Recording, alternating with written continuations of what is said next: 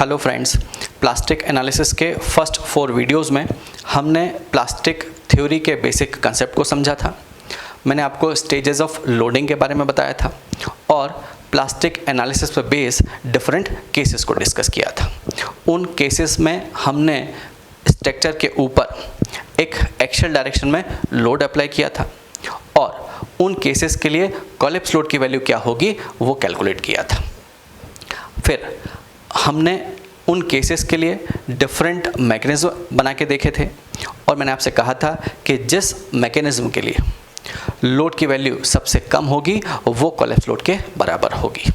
मतलब जो मैकेनिज्म सबसे कम लोड देता है वो लोड कोलैप्स लोड के बराबर होता था। ठीक, इस पे बेस हमने कुछ न्यूमेरिकल भी सॉल्व करके देखे थे। लेकिन इन केसेस में मैंने बेंडिंग इफेक्ट को कंसीडर नहीं किया था।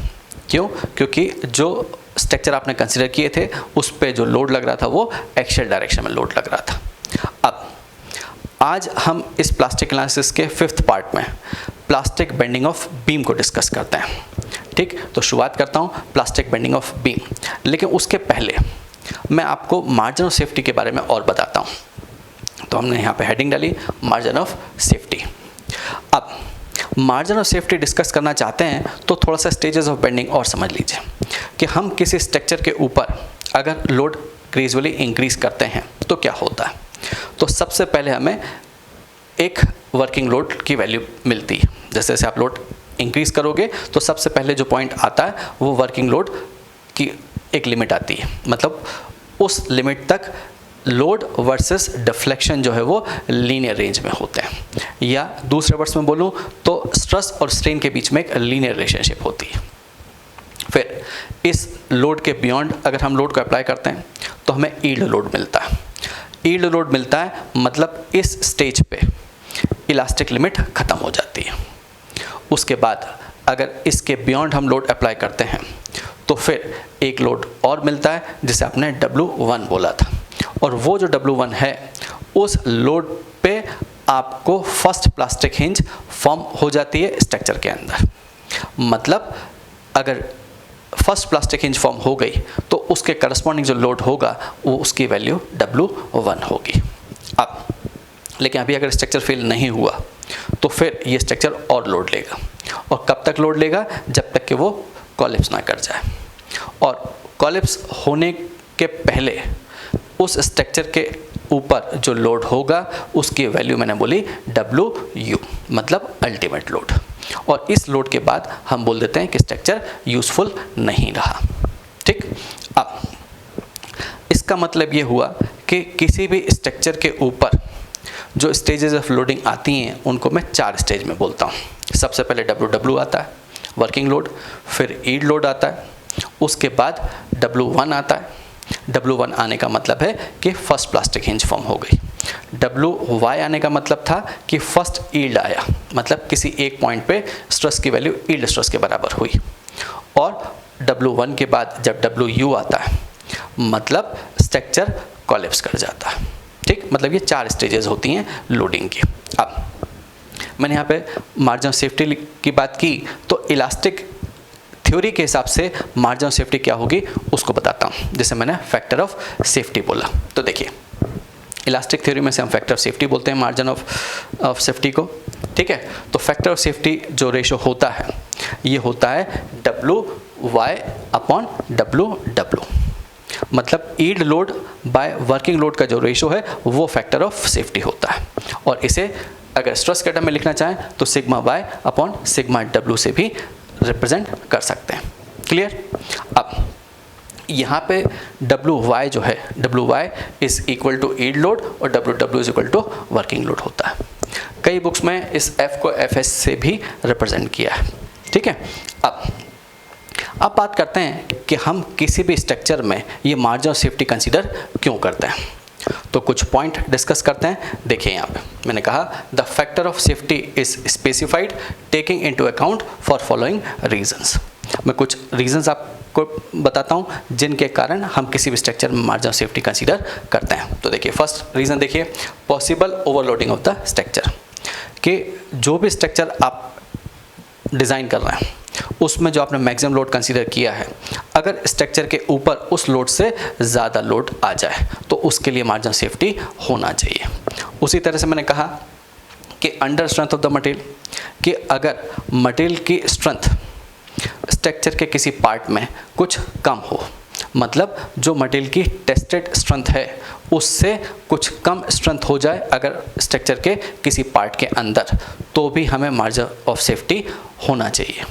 उसी तरह से मैंने कहा कि डिफेक्ट इन वर्कमैनशिप, कि स्ट्रक्चर को बनाते समय अगर वर्कमैनशिप में कुछ डिफेक्ट है तो उसके लिए भी हमें मार्जिन सेफ्टी रखना होती है। और भी कई रीजंस होते हैं, मैंने यहाँ पे कुछ एग्जांपल्स लिख दिए थे, ठीक है। अब बात करते हैं कि प्लास्टिक एनालिसिस में मार्जिन सेफ्टी कितनी होती है। तो देखिए यहाँ पे उसे मैंने बोला लोड फैक्टर, और इसको Q से रिप्रेजेंट किया जाता है, ठीक।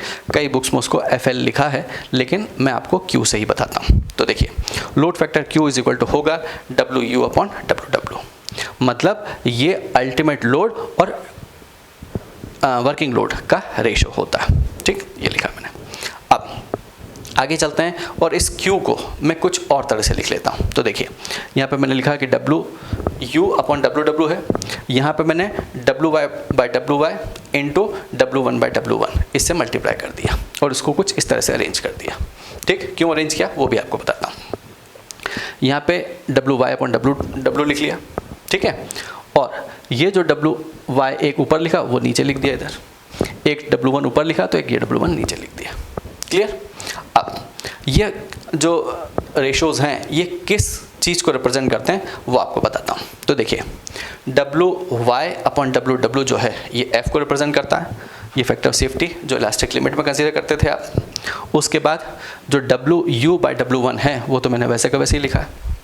अब ये जो बीच में फैक्टर लिखा है W1/WY, इसको मैंने S से रिप्रेजेंट कर दिया। ये S का मतलब है शेप फैक्टर, ठीक। देखो मैंने यहाँ पे लिखा भी है। पहले तो W1 मैंने क्या बोला कि load at the formation of first plastic hinge at the most critical section. मैंने अभी आपसे कहा था कि जब किसी भी स्ट्रक्चर में पहली प्लास्टिक हिंज बनती है उसके करस्पॉन्डिंग जो लोड होता है स्ट्रक्चर के ऊपर वो W1 कहलाता है, क्लियर, और वो मोस्ट क्रिटिकल सेक्शन पे होता है।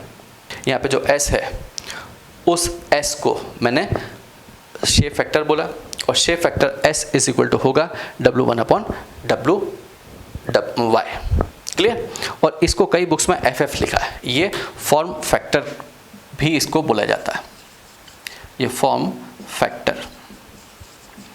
इसको फॉर्म फैक्टर भी लिखा है कई बुक्स में, तो ये ध्यान रखिएगा, ठीक। मैंने यहाँ पे लिखा कि शेप फैक्टर क्या होता है, it depends only on the shape of the cross section of the member at most critical section, और ये सिर्फ क्रॉस सेक्शन की प्रॉपर्टी होती है, इसीलिए इसका नाम शेप फैक्टर है। अब इसको मैं आपको और डिटेल में बताऊंगा, लेकिन अभी तो बस इतना याद रखिए कि ये W1/WY का रेशो होता है, ठीक है।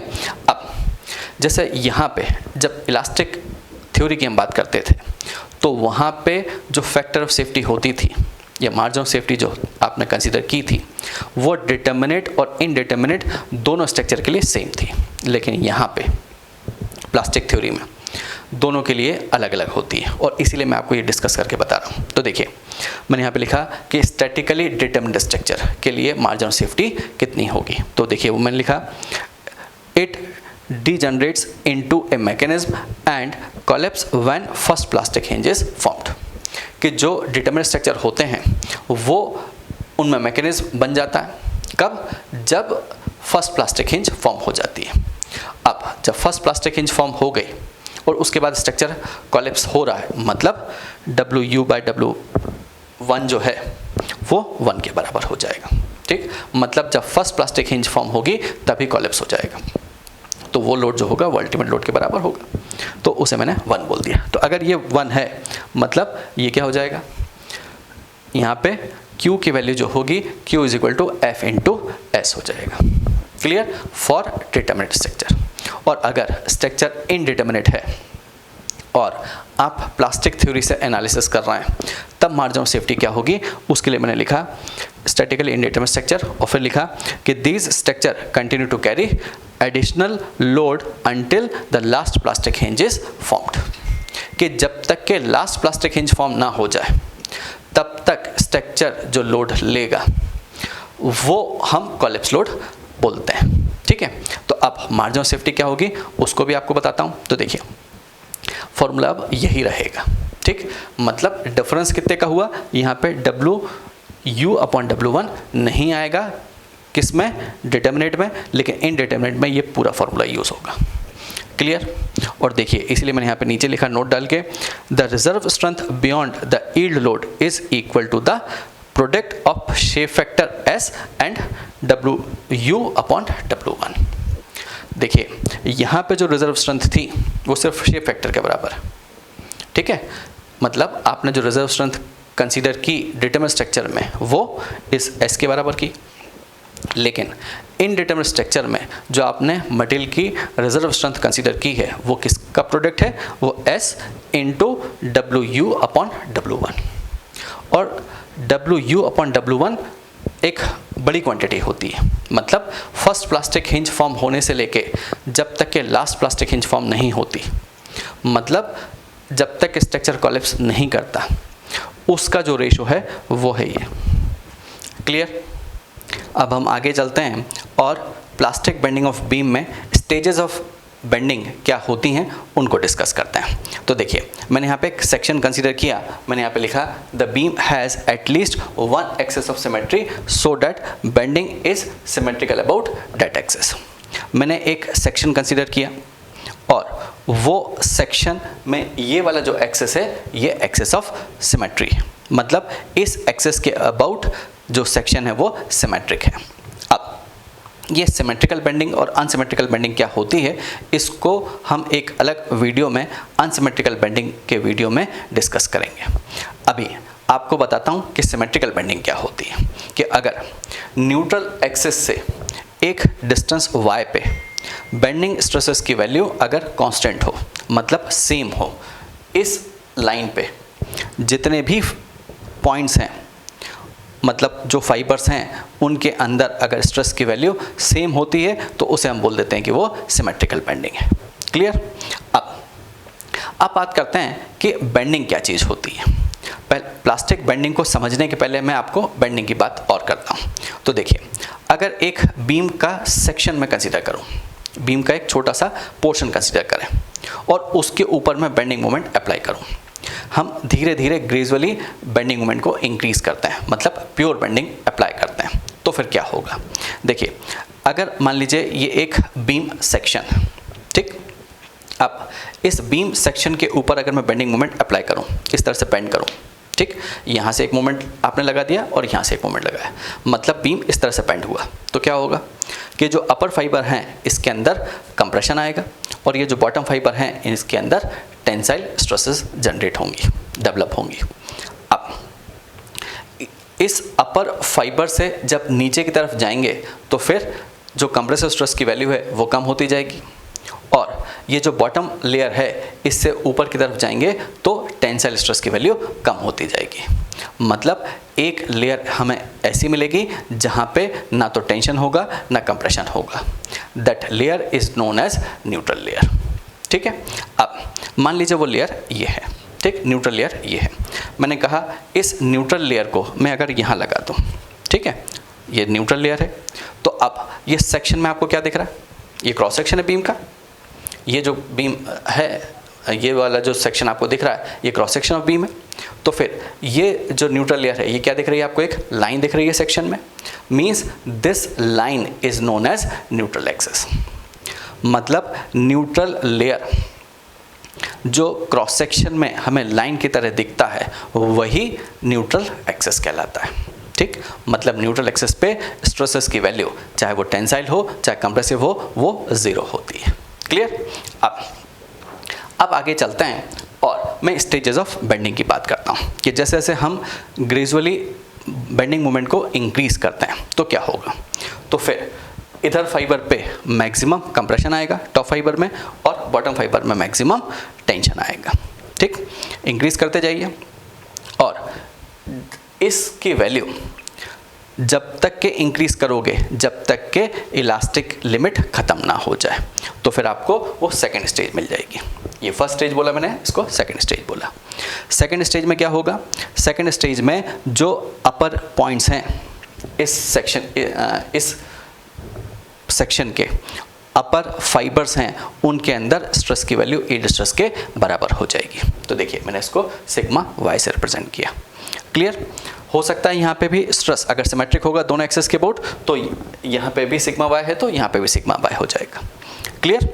मतलब इस स्टेज तक जब तक अपर फाइबर के अंदर स्ट्रेस यील्ड स्ट्रेस पे आई उस समय तक जो सेक्शन है वो इलास्टिक लिमिट के अंदर है और इसीलिए मैंने बोला कि ये इलास्टिक स्टेज को रिप्रेजेंट करता है। अब इस बीम के ऊपर अगर मैं इस एम वाई इसके करस्पॉन्डिंग जो मोमेंट है उसको एम वाई बोला और इस एम वाई के बियॉन्ड हम मोमेंट अप्लाई करें इस सेक्शन के ऊपर तो क्या होगा, तो फिर ये जो फाइबर्स हैं अपर फाइबर्स उनके अंदर स्ट्रेस की वैल्यू यील्ड स्ट्रेस पे कांस्टेंट हो जाती है। वो और लोड लेता है लेकिन जो अपर फाइबर्स हैं या बॉटम फाइबर्स हैं उनके अंदर स्ट्रेस की वैल्यू यील्ड स्ट्रेस से ज़्यादा नहीं होगी। तो फिर क्या होगा कि जो फाइबर्स सेक्शन के नीचे साइड में जो फाइबर अभी यील्ड स्ट्रेस पे नहीं आए हैं उनके अंदर स्ट्रेस बढ़ने लगती है। क्यों? क्योंकि हम स्ट्रेन हार्डनिंग वाला पोर्शन कंसीडर नहीं करते, स्ट्रेस स्ट्रेन कर्व का ये ध्यान रखिएगा। क्लियर? और इसी कारण से मैंने कहा कि स्ट्रेसेस कांस्टेंट हो जाती हैं उसके बाद इंक्रीज नहीं करती। ठीक है, स्ट्रेन इंक्रीज होती है लेकिन स्ट्रेस इंक्रीज नहीं होगी। ठीक, मैंने कहा स्ट्रेन इंक्रीज होंगी लेकिन स्ट्रेस इंक्रीज नहीं होती, वो कांस्टेंट हो जाती है और वो सिग्मा वाई के बराबर हो जाती है। क्लियर? और नीचे की तरफ वो जो यील्ड है वो प्रोपोगेट होता जाता है और नीचे के फाइबर भी स्ट्रेसेस बढ़ने लगती है उनके अंदर और वो यील्ड स्ट्रेस के बराबर होती जाती है। ठीक, इस स्टेज को हम बोलते हैं इलास्टोप्लास्टिक स्टेज और इसके करस्पॉन्डिंग जो मोमेंट है उसे मैंने एम बोल दिया। क्लियर? अब और मोमेंट हम अप्लाई करते जाएं, अगर बेंडिंग मोमेंट की वैल्यू इंक्रीज करें इस एम के बियॉन्ड तो फिर क्या होगा, तो फिर एक स्टेज ऐसी आएगी कि जब इस क्रॉस सेक्शन के हर फाइबर के अंदर स्ट्रेस की वैल्यू यील्ड स्ट्रेस के बराबर हो जाएगी। देखिए मैंने उसको फोर्थ कर्व से शो किया है। ठीक है, इसे मैंने बोला फुल्ली प्लास्टिक स्टेज। ये फुल्ली प्लास्टिक स्टेज मतलब इस सेक्शन के जब हर फाइबर के अंदर स्ट्रेस की वैल्यू यील्ड स्ट्रेस के बराबर हो जाती है तो हम बोल देते हैं कि फुल्ली प्लास्टिक स्टेज आ गई। मतलब वो सेक्शन जो है वो प्लास्टिक हिंज की तरह बिहेव करने लगता है, मतलब वहाँ पे रोटेशन पॉसिबल हो जाता है। ठीक है, मैंने कहा था कि ऑर्डिनरी हिंज पे जिस तरह से बिहेव करती है उसी तरह से प्लास्टिक हिंज भी बिहेव करती है। बस अंतर इतना सा होता है कि ये जो प्लास्टिक हिंज होती है इसकी लोड कैरिंग कैपेसिटी जो है वो MP के बराबर है, वो मैंने लिखा MP। ठीक, मतलब इस स्टेज में जो सेक्शन मोमेंट रजिस्ट करता है मतलब मैक्सिमम मोमेंट रजिस्टिंग कैपेसिटी जो होती है सेक्शन की वो MP के बराबर होती है। ठीक, हालांकि ये ध्यान रखिएगा कि अभी भी वो बीम हो सकता है फेल ना हो, कि अगर डिटर्मिनेट होगा तो एक हिंज फॉर्म होगी तो फेल हो जाएगा, लेकिन अगर इनडिटर्मिनेट है तो फिर अभी सेक्शन फेल नहीं होगा इस MP पे आने के बाद भी। क्यों? क्योंकि हो सकता है उसमें और हिंज फॉर्म हो रही।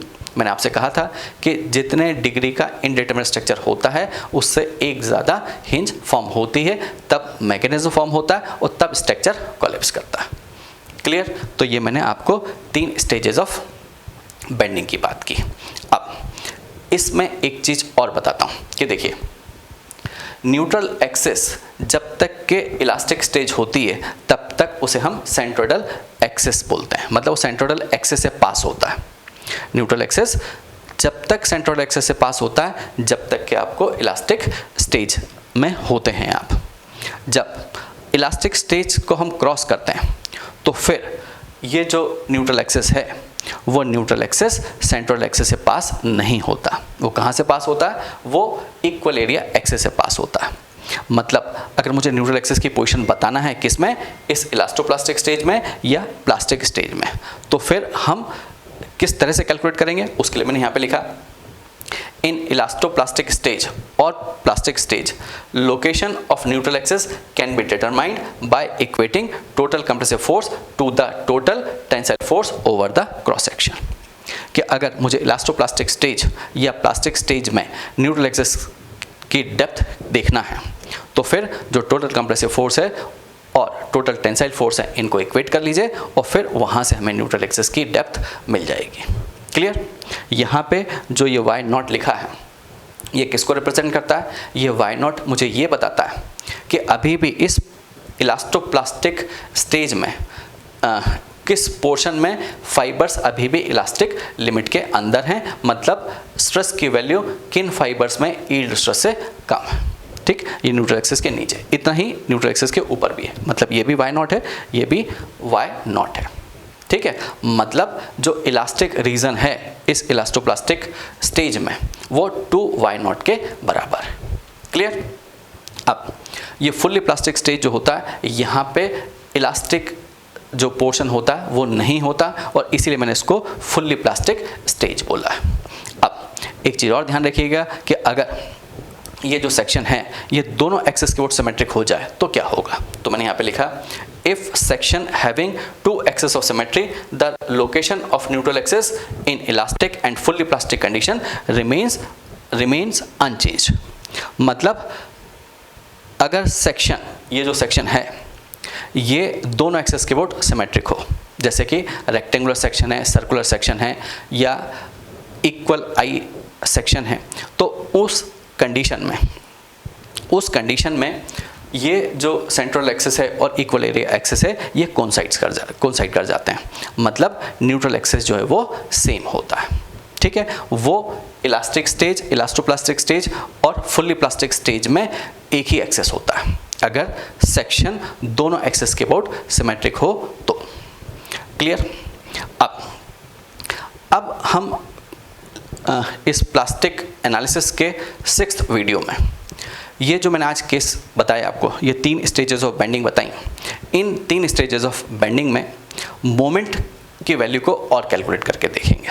मतलब my हम किस तरह से कैलकुलेट करते हैं, ये m की वैल्यू कितनी होगी, ये mp की वैल्यू कितनी होगी, इसको कैलकुलेट करेंगे।